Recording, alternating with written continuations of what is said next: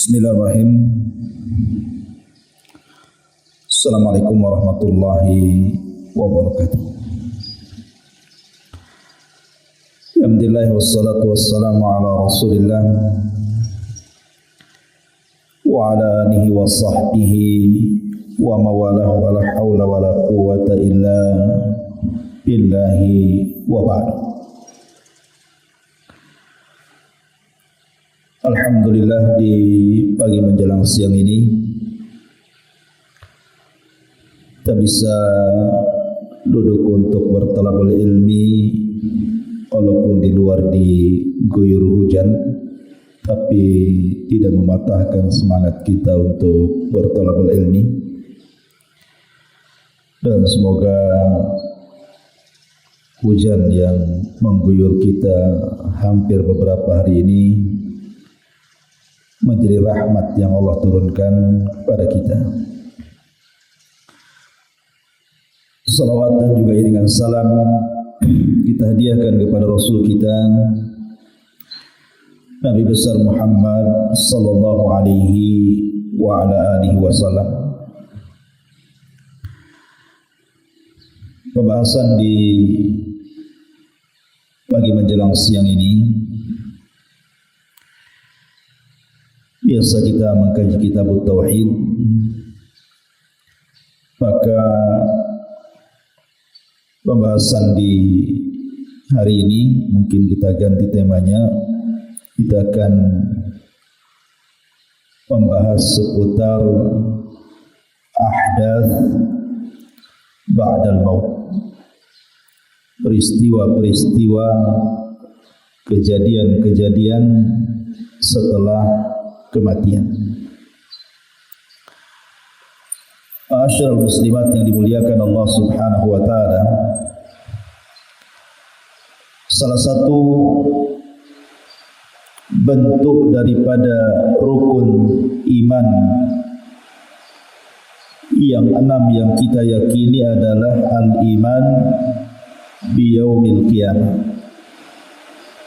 beriman dengan adanya hari kiamat ataupun hari akhir. Dan para ulama ketika membahas tentang rukun-rukun yaumul qiyamah, hari kiamat,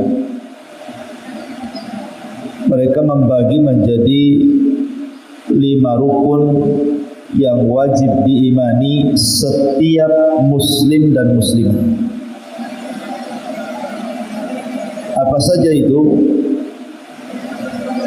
Pertama, meyakini dengan adanya kematian, bahwa setiap manusia itu pasti akan mengalami kematian. Yang kedua, bicara tentang kehidupan setelah kematian. Maksudnya bicara tentang alam barzakh, alam kubur. Bahwa setiap manusia akan melewati alam kubur. Yang ketiga, bicara tentang al-ba'tsu wan nusyur, tentang kebangkitan dan dikumpulkannya manusia, di mana semua manusia pasti dibangkitkan dan semua manusia pasti dikumpulkan. Kemudian yang keempat, bicara tentang hisab, bicara tentang proses hisab dengan berbagai macam peristiwanya. Setiap manusia pasti ada hisabnya, baik bicara tentang timbangan, bicara tentang suhu dan lain sebagainya. Itu akan dilalui setiap manusia setelah dibangkitkan. Dan yang terakhir tentunya bicara tentang al-jaza, balasan. Bahwa setiap manusia akan dibalas oleh Allah Subhanahu wa taala, imma dukhulul jannah, masuk ke dalam surga, wa imma dukhul ila nar, masuk ke dalam neraka. Inilah 5 pembahasan yang kita akan bahas pada pertemuan kali ini. Ma'asyiral muslimat yang dimuliakan Allah Subhanahu wa taala. Pertama bicara soal kematian. Di dalam Al-Qur'an Allah Subhanahu wa taala mengatakan kullu nafsin dha'iqatul maut. Setiap jiwa pasti mengalami kematian. Para ulama mengatakan ketika bicara soal kematian bahwa kematian itu sesuatu yang merupakan kepastian. Yang kedua, kematian itu datangnya tanpa pemberitahuan. Dan yang ketiga, kematian itu bukan akhir dari sebuah perjalanan. Ini 3 poin yang harus dipahami soal kematian. Pertama, kematian sebuah kepastian. Setiap manusia pasti mati. Tidak ada manusia yang hidup di zaman dulu masih hidup di zaman sekarang. Semua mengalami kematian. Sejak zaman Adam alaihi salatu wassalam, kemudian kaumnya Nuh, kaum Ad, kaum Samud, kaum Lut, kaum Ibrahim dan seluruh umat-umat sebelum Rasul, semua tinggal cerita. Semua mati. Apakah yang baiknya atau yang jahatnya, semua mati. Bahkan orang-orang mulianya sekalipun para nabi dan rasul, semua mati. Termasuk Nabi kita Muhammad sallallahu alaihi wasallam juga sudah meninggalkan kita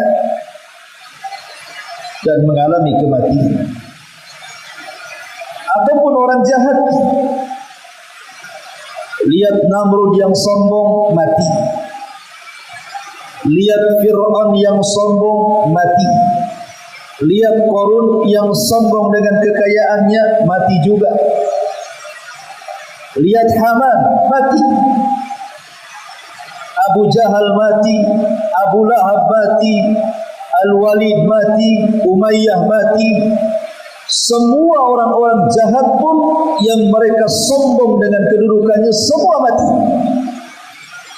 Ya, karena kematian itu sebuah kepastian, menimpa orang baiknya dan menimpa orang jahatnya. Dan Allah Subhanahu wa taala mengatakan kullu nafsin dha'iqatul maut. Setiap jiwa itu pasti mengalami kematian. Ma'asyiral muslimin yang dimuliakan Allah Subhanahu wa taala. Kemudian yang kedua,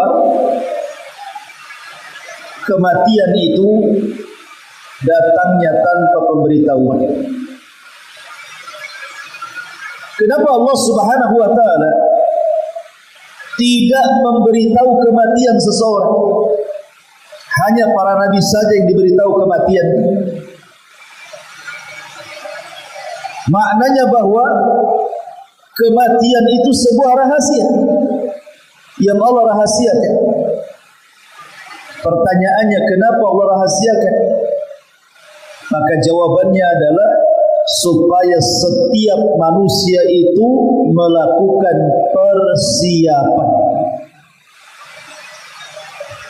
Makanya Nabi SAW mengatakan, Al-kayyisu man dana nafsahu wa amila lima ba'dal maut. Kata Nabi SAW, orang cerdas itu adalah orang yang senantiasa introspeksi diri dan berusaha untuk memperbanyak amalan untuk setelah kematian. Itulah orang cerdas. Tapi orang jahil adalah orang yang tidak pernah introspeksi dan tidak pernah beramal untuk kematiannya. Disangkanya setelah kematiannya selesai begitu saja, tidak ada pertanggungjawaban. Makanya kenapa kematian itu dirahasiakan? Untuk menguji manusia. Apakah manusia itu mau persiapan untuk setelah kematiannya, ataukah justru manusia itu hidupnya berleha-leha, tidak peduli bahwa ada peristiwa setelah kematian. Jadi kematian itu rahasia Allah Subhanahu wa ta'ala. Jadi kematian merupakan sebuah kepastian, dan kematian juga datangnya tanpa pemberitahuan. Di dalam Al-Quran Allah Subhanahu wa ta'ala mengatakan, wa tazawwadu fa inna khaira zadi taqwa. Berbekalah kalian, karena tidak ada bekal terbaik di dunia ini melebihi takwa kepada Allah Subhanahu wa ta'ala. Kemudian yang terakhir, kematian ini bukan akhir sebuah perjalanan. Ingat, kematian ini bukan akhir sebuah perjalanan. Maknanya bahwa orang mati itu bukan untuk beristirahat. Karena ada orang yang salah paham di masyarakat ini, ketika sudah kebingungan soal ekonomi, ketika kebingungan soal persoalan-persoalan yang tidak bisa dihadapi, terkadang sebagian mereka mengakhiri hidupnya dengan kematian. Ada yang gantung diri, ada yang makan racun, ada yang menjatuhkan diri dari ketinggian. Yang penting bagaimana caranya mati. Karena dia kira kematian itu bisa menyelesaikan semua urusan. Dia beristirahat dari semua keperitan dan kepenatan hidup. Padahal kematian itu bukan akhir dari sebuah perjalanan. Ada kehidupan setelah kematian yang terkadang lebih sulit dihadapi dibandingkan kehidupan dunia.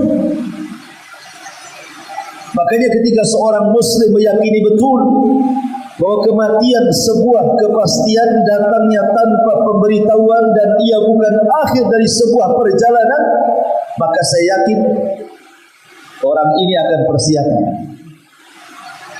Saya yakin orang ini akan menjadi baik. Terlahir padanya akhlak-akhlak disiplin, tanggung jawab, jujur dan berusaha untuk mempersiapkan segalanya. Kenapa? Karena ada kehidupan setelah kematian yang akan melelahkan perjalanan hidup. Ma'asyiral muslimat yang dimuliakan Allah Subhanahu wa ta'ala, yang perlu dipahami seputar kematian ini, bahwa betapapun manusia tidak mau meninggal, betapapun manusia tidak mau berpisah dari dunia, sehingga sebagian mereka terlena dengan dunia dengan mengumpulkan berbagai macam harta benda, tetap saja kematian itu akan menjemput kita. Mau lari kemana? Sekalipun rumah kita dipagarlah dengan pagar yang sangat kokoh, dengan security yang sangat banyak, dengan pintu yang tebal, bukan berarti malaikat maut tidak bisa menembus rumah kita. Makanya Allah Subhanahu wa ta'ala mengatakan, aynama takunu yudrikkumul mautu walau kuntum fi burujin musayyadah. Dimanapun kalian berada, maka malaikat itu akan mengejar kalian walaupun kalian di belakang benteng yang sangat kokoh sekalipun, maka malaikat pasti akan sampai kepada kita. Ma'asyiral muslimat yang dimuliakan Allah Subhanahu wa ta'ala, perobatan sehebat apapun, ataupun cara-cara yang ditemukan oleh pakar-pakar kesehatan, baik cara mengobati atau obatnya sendiri, yang terkadang ditemukan obat-obatan yang mampu mengobati penyakit yang dulu dianggap menakutkan, sekarang dianggap penyakit biasa. Yang dulu dianggap penyakit luar biasa, sekarang dianggap penyakit biasa. Dan itu sudah kita saksikan kan Bu ya. Dulu ada penyakit-penyakit itu sekali dengar saja sudah ketakutan kita rasakan. Contoh corona kan. Corona ini awal munculnya Bu, satu dunia ketakutan. Bahkan kita sendiri pernah mengalami ketakutan kan, nggak mau keluar rumah tuh. Ada orang batuk sedikit di warung, bubar semuanya, takut kena corona. Ada orang yang bersin sedikit langsung menghindar, takut kena corona. Coba sekarang biasa saja orang, ya ke pasar biasa, ya jalan biasa, ya di bus biasa, di pesawat biasa, biasa saja. Kenapa? Alasannya sudah divaksin, vaksinnya sudah 3 kali, sudah booster. Bu, kematian itu tidak bisa ditangkal booster. Mau divaksin 100 kali pun Bu, kalau kematian sudah datang itu percuma tuh vaksin. Mau didatangkan dokter tingkat internasional untuk mengobati dan mengoperasi orang sakit, kalau datang matinya tidak akan sanggup dia mengobati. Kenapa? Karena kematian itu sebuah kepastian. Tidak bisa kematian ditangkal oleh obat. Tidak bisa kematian ditangkal oleh operasi. Oleh dokter hebat pun, bahkan dokternya sendiri yang mati. Saya itu punya kawan Bu, seorang dokter. Wah, kalau cerita kesehatan nomor 1 tuh. Masih muda. Usianya 30 tahun ke atas saja, belum 40 tahun. Terakhir sampailah ke telinga saya Bu kabar inna lillahi wa inna ilaihi raji'un. Mati duluan. Dokternya mati duluan. Padahal belum 40 tahun usianya, tiap hari dia mengobati orang. Karena kematian itu tidak pandang bulu. Mau Anda dokter, mau Anda bukan dokter, mau Anda petugas rumah sakit, mau Anda bukan petugas rumah sakit, kalau sudah datang kematian itu, maka tidak bisa ditangkal apapun. Kenapa? Karena kematian itu sudah ditakdirkan. Bagaimanapun caranya, kalau sudah ditakdirkan hari ini mati-mati, tidak ada yang bisa menghalang-halangi. Makanya kenapa Allah Subhanahu wa taala mengatakan di dalam Al-Qur'anul Karim, bagaimana Allah Subhanahu wa taala menjelaskan bahwa kematian itu tidak akan mungkin ditangkal oleh apapun. Allah mengatakan hatta idza balagatit taraq wa qila man raq. Hatta idza balagatit taraq wa qila man raq.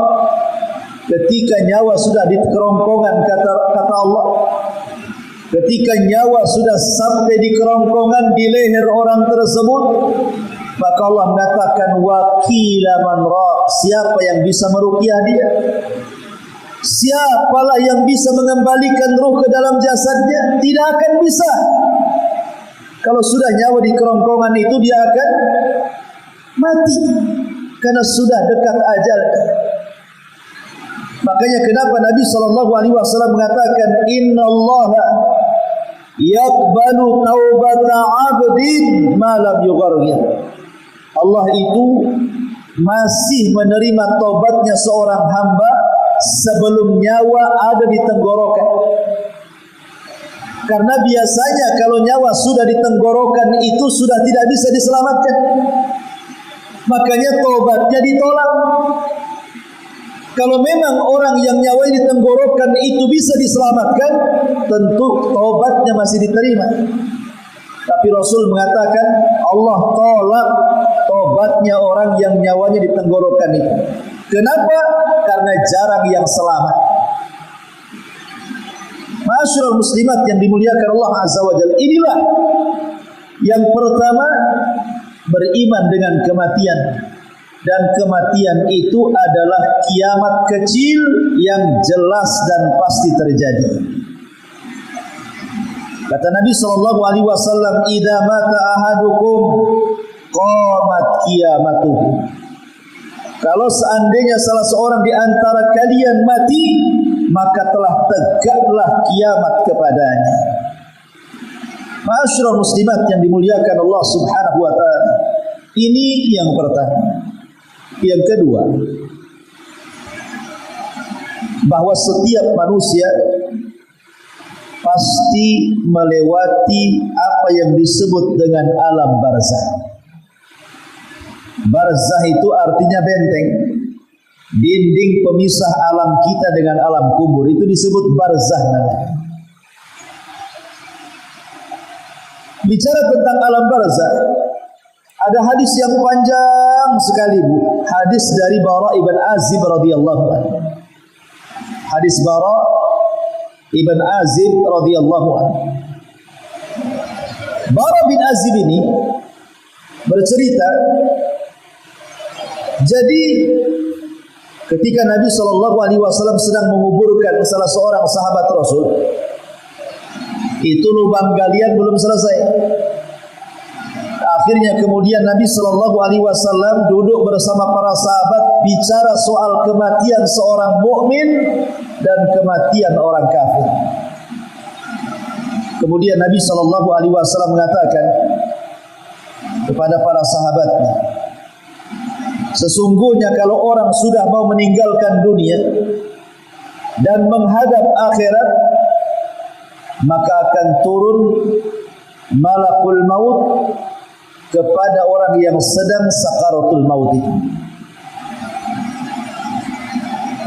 Dan bersamanya beberapa para malaikat yang membawa kain kafan dari sorga dan minyak wangi dari sorga, serta membisikkan di telinganya, wahai jiwa yang tenang, keluarlah kepada keridhaan Allah dan kepada kesukaan Allah Subhanahu wa taala.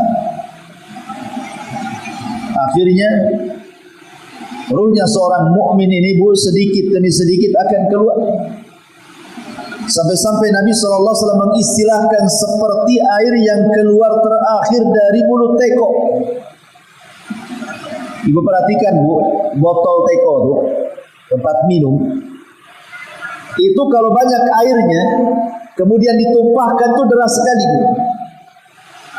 Tapi kalau seandainya air dalam teko itu tinggal satu tetes, kemudian dituangkan, pasti yang satu tetes itu akan mengalir dengan lembut dari dalam teko sedikit demi sedikit, pelan-pelan, kemudian masuk ke mulut teko, kemudian akan keluar menetes, dan itulah tetesan terakhir air dalam teko. Nabi SAW mengistilahkan begitulah ruhnya seorang mukmin dicabut oleh malaikat seperti air yang keluar yang terakhir dari mulut teko dengan halusnya, mulai dari ujung jari manusia, kemudian terus naik sampai di tenggorokan, dengan lembutnya ruh itu keluar, kemudian keluar dari mulutnya. Ketika malakul maut mencabut ruhnya seorang mukmin dari mulutnya, maka ruh itu diletakkan di kain kafan dari sorga dengan penuh wewangian yang harumnya luar biasa sampai membumbung ke langit, sehingga malaikat yang di langit bertanya-tanya, itu ruhnya siapa itu? Maka malaikat penghantar ruhnya seorang mukmin mengatakan, itu ruhnya fulan ibn fulan, disebut namanya terbanyak. Kemudian diangkat ke langit, maka pintu langit pertama dibuka, pintu langit kedua dibuka, pintu langit ketiga dibuka, sampai langit ketujuh. Kemudian dihadapkan kepada Allah Subhanahu wa taala, dan Allah pun katakan kembalikan rohnya ke dalam jasadnya dan angkatkan, naikkan catatannya di tempat yang paling tinggi fil iliyyin. Akhirnya kemudian rohnya dikembalikan ke dalam jasad. Kemudian catatannya diangkat ke iliyyin. Ketika roh itu masuk ke dalam jasad, dia masih mendengar suara terompah orang yang menghantarkan. Sampai sayup-sayup tak terdengar ketika para penghantar itu sudah tidak ada lagi suaranya, artinya sudah meninggalkannya. Datanglah dua malaikat yang disebut Munkar dan Nakir. Bertanya, man rabbuk, siapa Rabbuk? Wa ma nabiyuk, siapa nabimu? Wa ma dinuk, apa agamamu? Karena dia orang yang beriman, maka dia sanggup menjawab dan mengatakan, Allah Rabbku, Muhammad nabiku, Islam agamaku. Maka Allah katakan, yutsabbitullahu alladhina amanu bil qauli tsabit. Orang-orang yang beriman akan mantap jawabannya. Ketika mantap jawabannya, maka ada suara dari langit mengatakan, al-sadaqa abdi, hambaku telah benar. Bukakan pintu sorga, arahkan ke kuburan. Hantarkan angin sorga, arahkan ke kuburan. Hantarkan pakaian dari sorga, hantarkan ke kuburan. Hantarkan makanan, minuman dari sorga, hantarkan ke kuburan. Sehingga kuburan menjadi sorga kecil bagi dia. Dan itulah yang disebut dengan nikmat kubur. Orang ini akan mendapatkan nikmat yang luar biasa dalam kuburannya. Kemudian tiba-tiba datang orang yang entah berantah dari mana. Orang yang datang ini sangat cantik, sangat ganteng, sangat tampan, sangat mengasihkan dan mengenakkan. Kemudian duduk di samping orang yang mendapatkan nikmat kubur itu. Kemudian diajak ngobrol. Entah berapa ratus tahunlah diajak ngobrol itu. Karena kiamat itu kan lama, tidak tahu kapan dibangkitkannya. Coba bayangkan, sejak ada orang yang mati di zaman Rasul sampai hari ini sudah 14 abad tidak dikiamat-kiamatkan. Artinya orang itu sudah lama di kuburan. Macam mana orang yang mati di zaman Nabi Nuh? Berapa ratus ribu tahun dia di kuburan? Atau yang di zaman Nabi Adam meninggal sampai hari ini? Kita tidak tahu berapa lama mereka hidup di kuburan. Tapi Allah Subhanahu wa taala berikan kesenangan kepada orang-orang yang beriman, dihantarkanlah orang baik itu. Diajak ngobrol. Seolah-olah dia baru sebentar di kuburan, tiba-tiba orang baik memberitahu, fulan, Israfil sudah mau meniupkan sangkakalanya. Maknanya kiamat sudah dekat. Karena dia orang yang beriman, yang ketika di dunia menginvestasikan seluruh kekayaannya untuk membangun istana di sorga. Dia gunakan amal solehnya untuk membangun taman-taman di sorga. Ketika mendengar bahwa kiamat akan dibangkitkan, dia pun mengatakan kepada orang ini, kamu ini siapa? Baik sekali. Maka orang ini mengatakan, ana amaluka saleh, sayalah amal solehmu, sayalah solatmu, sayalah zakatmu, sayalah silaturahim, sayalah baca Quranmu, sayalah zikirmu, sayalah silaturahim, dan begitu seterusnya.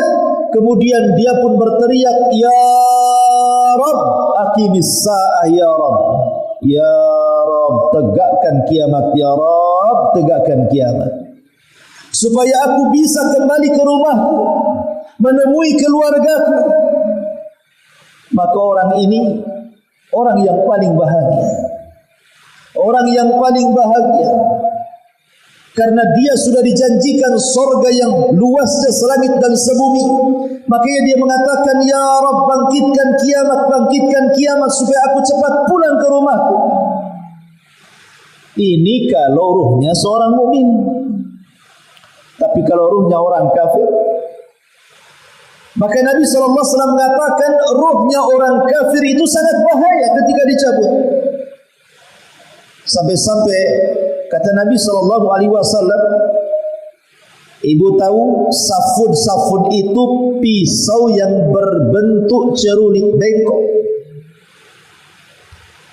Ketika malakul maut ini mencabut nyawa orang yang fasik, yang kafir, yang munafik itu, maka ibarat pisau itu dimasukkan ke wol yang lebat yang belum dicukur, kemudian disiram air sehingga bulu-bulunya menempel di pisau. Sambil berteriak-teriak malakul maut mengatakan, wahai ruh yang jahat, wahai ruh yang jelek, keluarlah engkau kepada kemurkaan dan kemarahan Allah Subhanahu wa ta'ala. Maka roh itu kemudian dicabut dengan paksa seperti pisau cerulit yang dibenamkan di bulu-bulu kambing wol yang belum dicukur kemudian disiram. Saat ditarik rontok semua tulang dan persendiannya. Dia pun akan merasakan sakit yang tidak ada yang tahu rasa sakitnya kecuali Allah Subhanahu wa ta'ala. Kemudian malaikat yang lain sudah menyiapkan kain kafan dari neraka dengan bau busuk yang luar biasa. Diletakkanlah kemudian ruh yang jahat, yang jelek itu dari kain kafan dari neraka. Kemudian bau busuknya membumbung ke langit. Tidak ada satupun malaikat kecuali mencelanya. Tidak ada satupun malaikat kecuali melaknatnya. Busuk sekali ini ruhnya siapa?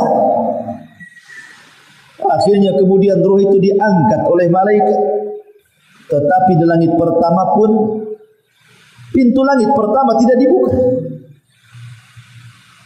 La tufattahu lahum abwabus sama. Allah tidak membukakan pintu-pintu langit bagi mereka. Mereka tidak bisa naik ke langit, tidak bisa berjumpa dengan Allah, karena ini ruhnya orang kafir, orang munafik, orang fasik. Allah tidak mau menemuinya, sehingga pintu langit pun ditutup rapat-rapat, tidak diizinkan naik ke langit. Akhirnya kemudian Allah Subhanahu wa ta'ala hanya mengatakan, kembalikan ruhnya ke dalam jasadnya, hantarkan catatannya kemana? Ke tempat yang paling rendah di bumi, di sebuah tempat namanya Sijjin.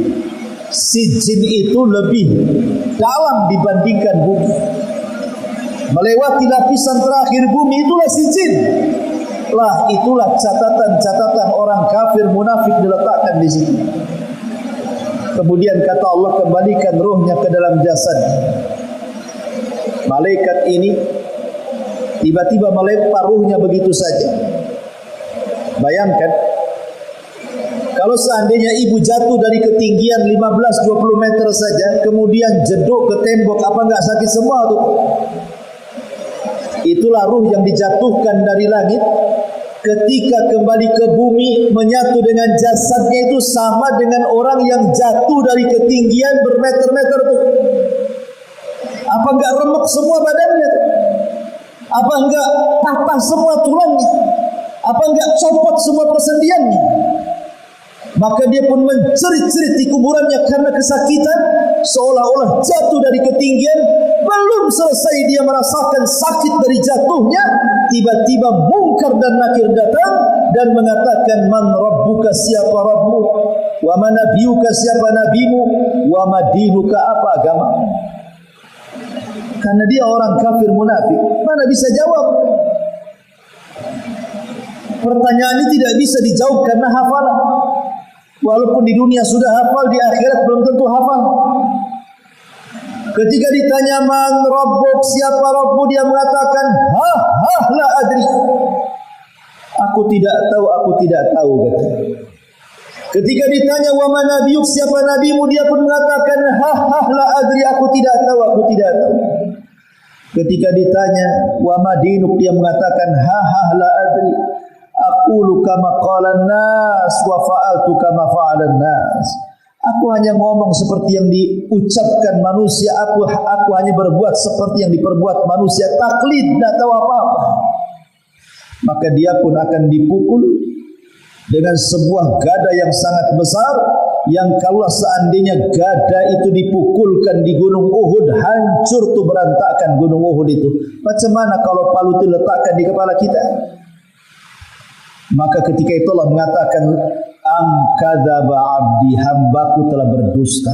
Sempitkan kuburannya kepadanya. Hantarkan ular, kalajengking dan berbagai macam hewan buas ke dalam kuburannya. Siksa dia. Subhanallah. Maka ketika itu Allah mengatakan, bukakan pintu neraka, hembuskan panas neraka ke dalam kuburannya, hantarkan azab-azab neraka ke dalam kuburannya, hantarkan keperitan, ketakutan neraka ke dalam kuburannya. Maka ketika itu dia mengalami ketakutan yang hebat. Itulah yang disebut dengan azab kubur namanya.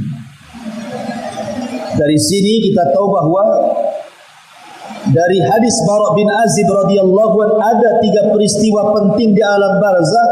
Pertama, su'alul malaikah, pertanyaan malaikat Munkar dan Nakir yang disebut dengan fitnah kubur. Yang kedua,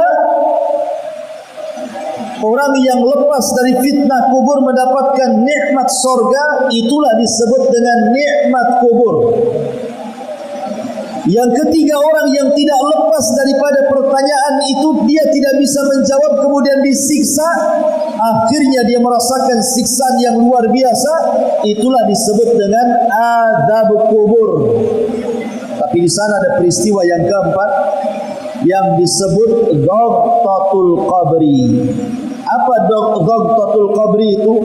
Himpitan tanah kubur yang akan meretakkan tulang dan persendian manusia, siapapun yang dihimpit tanah kubur itu. Tapi ini hanya berlaku kepada orang-orang kafir, munafik dan fasik saja.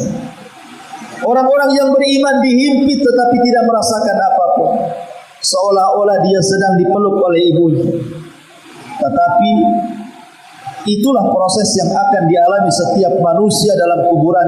Himpitan kubur, fitnah kubur, azab kubur, ataupun nikmat kubur. Ma'asyiral muslimin yang dimuliakan Allah Subhanahu wa ta'ala, ketika kemudian orang ini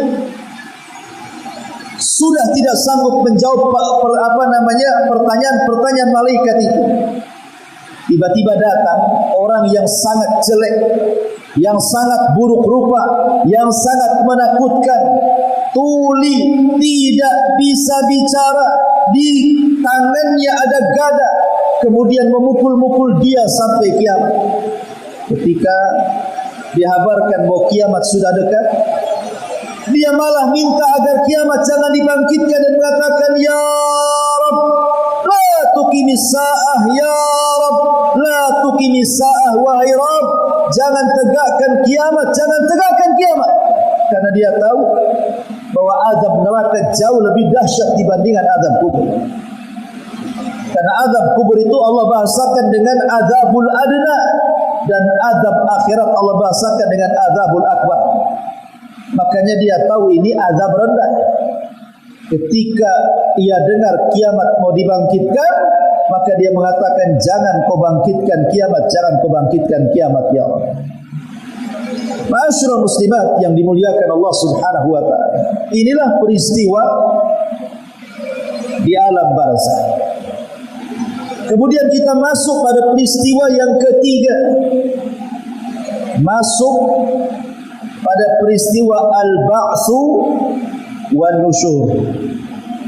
Al-ba'tsu itu artinya kebangkitan, an-nusyur itu manusia dikumpulkan. Ketika Allah Subhanahu wa taala mengutus Nabi sallallahu alaihi wasallam, maka ketika itulah Israfil kemudian sudah mulai meletakkan moncong trompetnya di lisannya. Sampai-sampai Nabi sallallahu alaihi wasallam merasakan hal itu. sehingga Rasul tidak enak tidur, tidak enak makan, tidak enak minum, tidak enak segala-galanya, hidupnya murung, sedih dan begitu seterusnya. Sehingga sahabat bertanya, ada apa engkau hai Rasul? Kenapa engkau murung seperti itu? Maka Nabi SAW mengatakan, kaifa un'am wa qad iltaqama sahibu qarnin qarnan. Bagaimana aku bisa nikmat hidup, kata Rasul, sementara Israfil sudah meletakkan moncong sangkakalanya.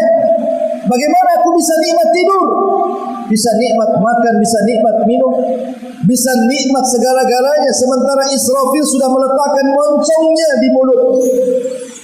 Artinya Israfil tinggal menunggu izin dari Allah, suruh meniup maka dia akan tiup. Subhanallah. Kenapa Israfil baru meletakkan moncongnya saat diutusnya Nabi SAW? Ya, karena Nabi itu Nabi terakhir. Karena sudah tidak ada Nabi setelah Nabi SAW. Ya, karena umat Rasul itu umat terakhir dan tidak ada umat setelah umat Nabi SAW. Maknanya diutusnya Rasul itu sudah jadi tanda-tanda kiamat kecil. Makanya Rasul mengatakan, ana wasa'ati kahataini, kata Rasul, aku dan kiamat itu seperti dua jari, saking dekatnya. Makanya Israfil sudah mulai menanamkan trompetnya di mulut.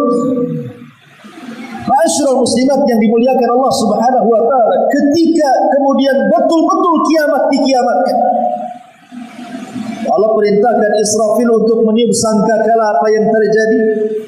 Maka Allah mengatakan, al-qari'atu mal-qari'ah. Muncul suara dari moncong trompet Israfil itu, suara yang memekikkan, suara yang menghancurkan gendang-gendang telinga, suara yang menjadikan manusia mati karena mendengarnya. Suara itu membuat gunung-gunung hancur. Suara itu membuat bumi menjadi gempa. Suara itu membuat bintang-bintang berjatuhan, kemudian air yang di lautan diluapkan, kemudian langit digulung, kemudian matahari digabungkan dengan bulan, dan macam-macam peristiwa hari kiamat, sehingga tidak ada yang hidup, manusia mati, jin mati, malaikat mati. Wa yabqa wajhu rabbika dzil jalali wal ikram, kecuali Allah Subhanahu wa taala. Subhanallah. Ya. Hari yang menakutkan, hari kiamat. Kemudian setelah 40, tidak tahu 40 hari, 40 bulan, 40 tahun, maka Allah Subhanahu wa taala perintahkan Israfil untuk meniupkan sangkakala yang kedua kali.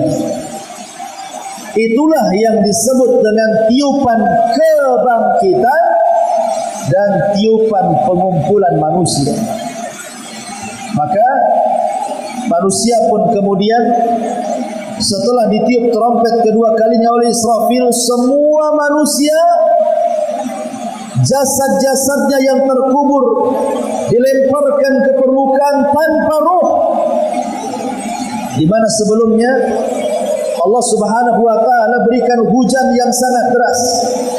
Kemudian air hujan itu menembus setiap tulang ekor manusia yang Allah tidak hancurkan. Kemudian dari tulang ekor itulah akhirnya manusia diciptakan kembali. Kemudian setelah diciptakan kembali, mereka menjadi jasad. Kemudian setelah jadi jasad, mereka dilempar ke permukaan. Kemudian setelah semua berada di permukaan bumi mahsyar, maka Allah Subhanahu wa taala perintahkan ruh untuk masuk ke jasadnya masing-masing. Wa idzan nufusu zuwizat, apabila ruh digabungkan kembali dengan jasad,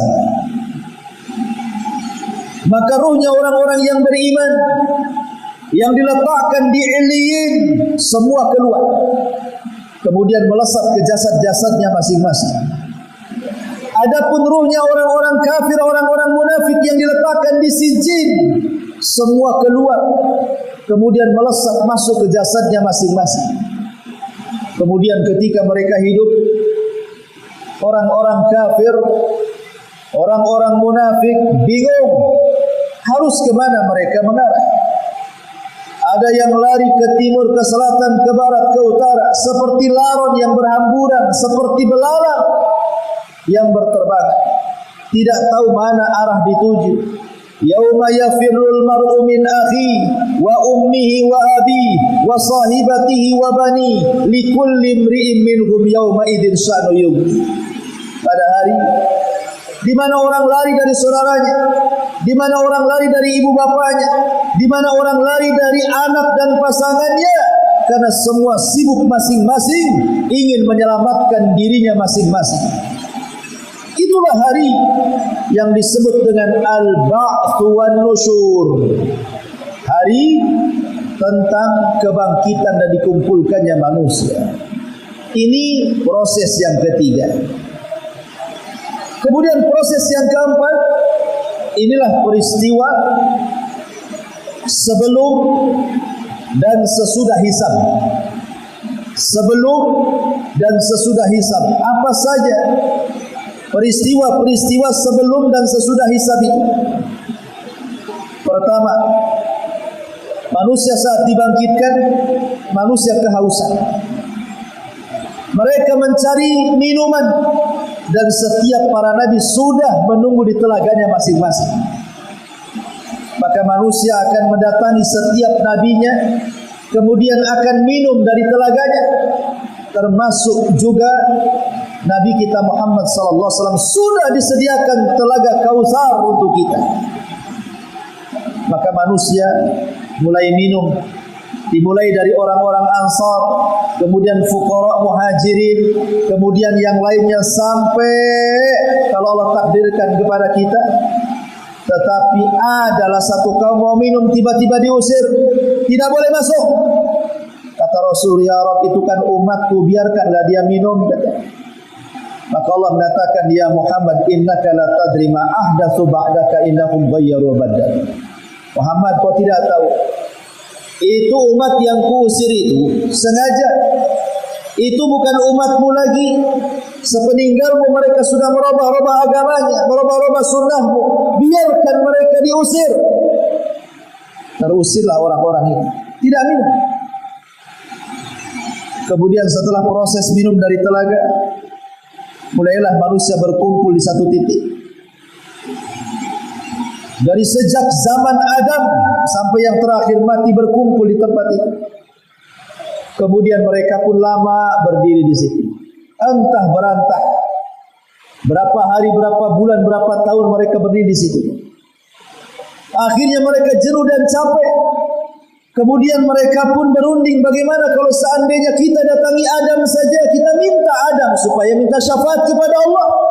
Disegerakanlah keputusan Allah kepada kita. Akhirnya Adam pun mengatakan, aku tidak bisa menolong kalian. Aku tidak bisa menolong kalian. Nafsi-nafsi, urus diri kalian sendiri, urus diri kalian sendiri. Tapi cobalah kalian datang kepada Nuh. Boleh jadi Nuh punya solusi. Datang mereka ke Nuh. Ya Nuh, engkau kan Rasul pertama, mintalah syafaat kepada Allah. Ala taro ila ma nahnu fi. Lihatlah kondisi kami. Kami ini susah. Keringat bercucuran, matahari didekatkan, susah capek berdiri. Wahai Nuh, mintakan syafaat untuk kami kepada Allah Subhanahu wa taala. Maka Nuh mengatakan, aku tidak bisa. Sebaiknya kalian datang kepada Ibrahim. Maka mereka datang kepada Ibrahim, sama pula jawabannya. Kata Ibrahim, sebaiknya kalian datang ke Nabi Musa. Musa pun sama, tidak bisa menjawab. Kata Musa, sebaiknya datang kepada Isa. Isa pun sama dan mengatakan, sebaiknya kalian datang kepada Muhammad sallallahu alaihi wasallam. Akhirnya mereka pun datang kepada Nabi kita Muhammad sallallahu alaihi wasallam. Maka Rasul mulai menghadap Allah dengan sujud yang lama di bawah arasy. Sampai akhirnya Entah berapa lama Rasul sujud. Akhirnya Allah datang menemui Rasul dan mengatakan, irfa ra'saka ya Muhammad, sal tu'taqul tusma, ishfa tushaffa. Muhammad, angkatlah kepalamu. Kau bicara, aku dengar. Kau minta, aku beri. Kau minta syafaat, aku beri kau syafaat. Dari situ Nabi SAW satu-satunya Nabi yang akan memberikan syafaatul uzma yang tidak diberikan kepada nabi-nabi yang lain. Setelah proses syafaat, maka manusia akan dikumpulkan di satu tempat yang disebut dengan ardul a'mal. Akan ditampakkan amalan dia. Amalannya akan ditampakkan. Setelah amalannya ditampakkan, sampai-sampai ada orang yang membawa 99 catatan. Kemudian Allah mengatakan, bentangkan catatanmu. Maka satu catatan dibentang, rupanya sejauh mata memandang. Isinya kesalahan dia semua. Tidak ada kebaikan satupun dalam catatannya. Sementara catatannya sejauh mata memandang pula. Akhirnya ketika Allah mengatakan, halaka min hasanah, apakah engkau punya kebaikan? Dia mengatakan, ya Rabb, kalaupun aku punya kebaikan, buat apalah dengan keburukan yang banyak ini, katanya. Sudah down dulu, sudah kalah mental dulu. Kenapa? Karena semua catatannya buruk, semua tidak ada yang baik. Itu disebut ardul amal. Dan baru setelah itu proses hisab. Di mana proses hisab ini menjadi khilaf para ulama tentang 3 perkara. Hisab, timbangan, pembagian catatan. Mana yang lebih dulu? Ulama berselisih pendapat. Apakah hisab dulu, kemudian pengambilan catatan, kemudian timbangan, ataukah timbangan dulu, kemudian hisab, kemudian mengambil catatan, ataukah mengambil catatan dulu, kemudian hisab, kemudian timbangan? Wallahu a'lam. Antara 3 perkara ini bisa dibolak-balik.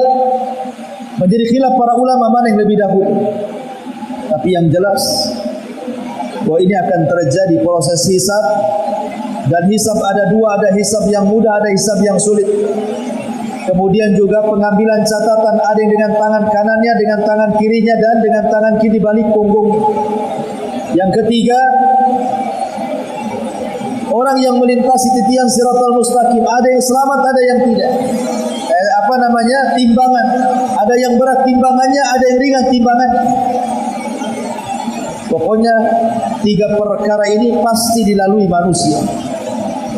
Baru setelah selesai itu terjadi apa?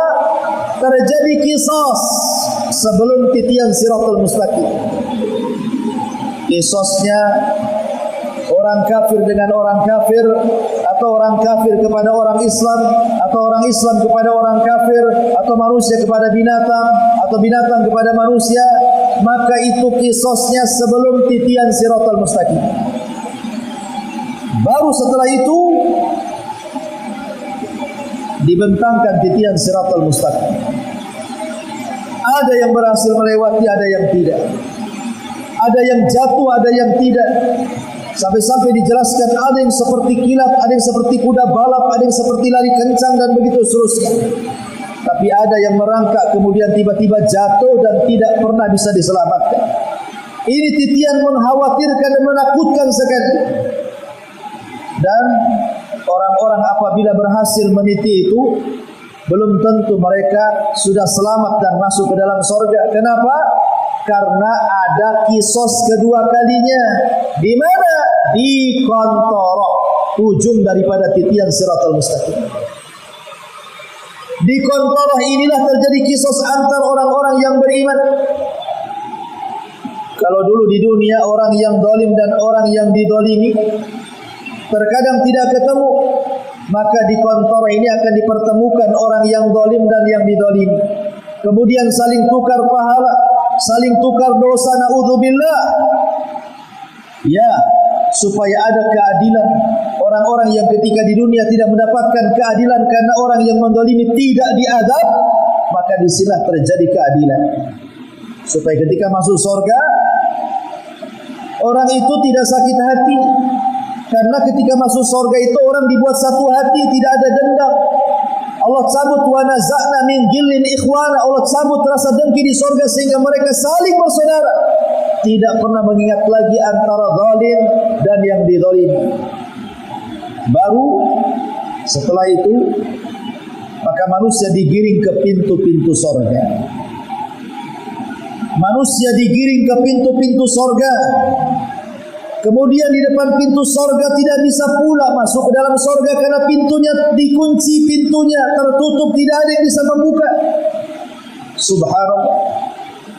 Mereka pun meminta kepada para nabi untuk supaya bisa masuk, tapi para nabi juga tidak mampu membukanya.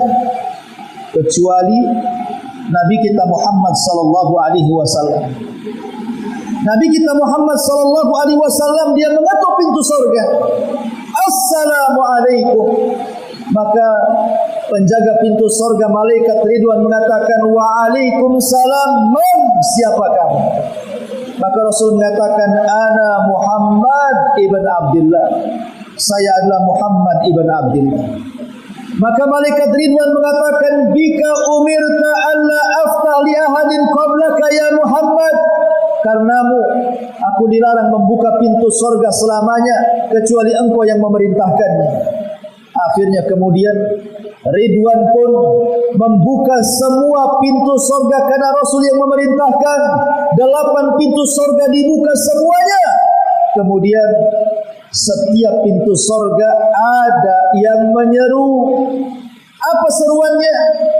Ya ahlas salat, hei orang-orang yang tukang-tukang salat, yang pakar-pakar salat, yang ahli-ahli salat, masuk dari sini.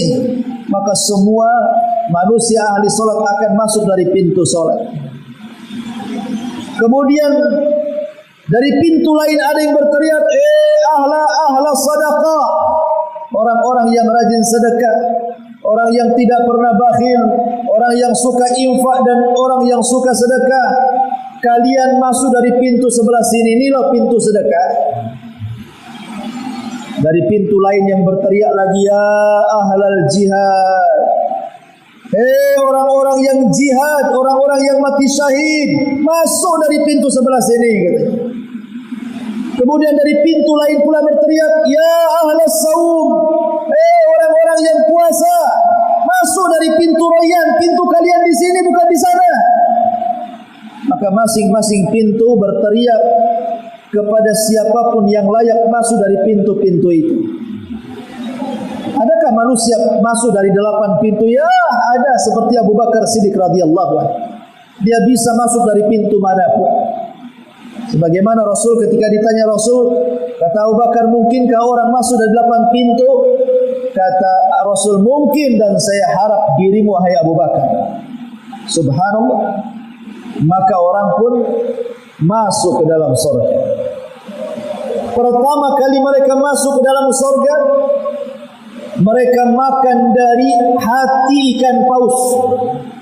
Kemudian minum dari air jahe, wedang jahe bahasa kitanya. Tapi jahe surga kan beda dengan wedang jahe di sini. Habis itu kemudian mereka mandi. Setelah dimandikan dipakaikan 7 lapis kain sutra yang berbagai macam keindahannya. Kemudian mereka pun berjalan menuju rumahnya masing-masing dan istananya tanpa dihantar, karena mereka lebih tahu rumahnya di surga dibandingkan rumahnya di dunia. Mereka tahu kemana harus mereka pulang. Mereka lebih hafal surganya dibandingkan rumahnya sendiri di dunia. Bayangkan. Subhanallah. Ketika mereka masuk ke dalam istananya yang terbuat dari emas, dibentangkan padanya berbagai macam kenikmatan. Ada sungai dari madu, ada sungai dari susu, ada sungai dari khamr, ada sungai dari air bersih. Kemudian berbagai macam taman-tamannya. Ada satu pohon yang naungannya tidak bisa terpisah dengan 100 perjalanan kuda balap. Subhanallah. Mereka pun bisa memetik buah-buahan sesuka mereka. Bisa sambil berdiri, bisa sambil duduk, bisa sambil berbaring. Setiap kali petik buahnya ada lagi, tidak ada musimnya, terus berbuah. Qutufuha daniyah. Mereka pun dimudahkan untuk memetik buah-buah. Di situ ada dayang-dayang yang berusaha untuk berbuat baik kepada kita, melayani kita. Ada anak-anak kecil yang membawa gelas ke sana kemari dengan tekonya, dengan berbagai macam airnya. Mau minum apa saja, ada semuanya, tinggal dituangkan. Apa enggak nikmat itu? Subhanallah. Ma'asyiral muslimat yang dimuliakan Allah Subhanahu wa taala. Mereka tidur disediakan dipan-dipan. Bagi laki-laki disediakan bidadari yang banyak. Bagi perempuan disediakan berbagai macam nikmat yang tidak bisa dilihat mata, didengar telinga, terlintas pun tidak bisa. Itulah al-jannah, surga. Subhanallah. Makanya Nabi SAW mengatakan, a'dadtu li ibadis salihin ma la ainun ra'at wa la udhunun sami'at wala khatala ala qalbi bashar. Maka kami sudah persiapkan kenikmatan yang tidak bisa dilihat mata, didengar telinga, terlintas pun tidak bisa, saking nikmatnya surga yang Allah dan Rasulnya gambarkan kepada kita. Subhanallah. Inilah proses-proses yang disebut dengan al-iman biyaumil qiyamah. Beriman dengan kematian, beriman dengan proses kehidupan di alam kubur, beriman dengan kebangkitan dan pengumpulan manusia, peristiwa-peristiwa sebelum dan setelah hisab, kemudian diakhiri dengan al-jaza, balasan, apakah layak masuk surga ataukah layak masuk neraka. Wallahu a'lam bishawab. Ini yang bisa sampaikan.